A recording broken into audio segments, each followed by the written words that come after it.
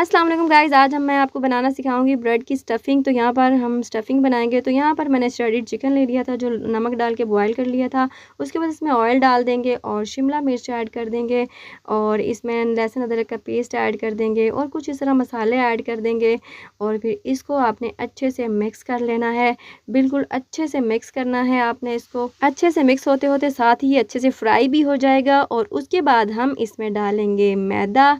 आपने इसको अच्छे से फ्राई करना है, अच्छे से भून लेना है।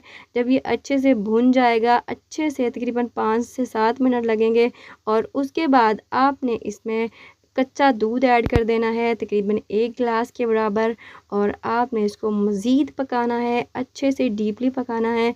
मैंने ये जो श्रेडेड चिकन है ये मैंने नमक डाल के बॉयल कर लिया था, इसलिए मैं इसमें नमक ऐड नहीं कर रही। अगर आपको ज़रूरत हो तो आप ऐड कर सकते हैं, डोंट वरी अबाउट दैट। तो आपने इसको चेक कर लेना है। उसके बाद मिर्ची, नमक कुछ भी ऐड करना चाहें तो कर सकते हैं। तो ये देखिए मज़ेदार सी स्टफ़िंग बनकर तैयार हो गई है। इस तरह हम ब्रेड में इसको लगाएंगे और इसको हम बेक करेंगे पतीले में। लेकिन यहाँ पे आपको मैं बेक करके नहीं बताऊँगी, इसकी वीडियो मैं कल अपलोड कर दूँगी तो आप वहाँ से देख सकते हैं।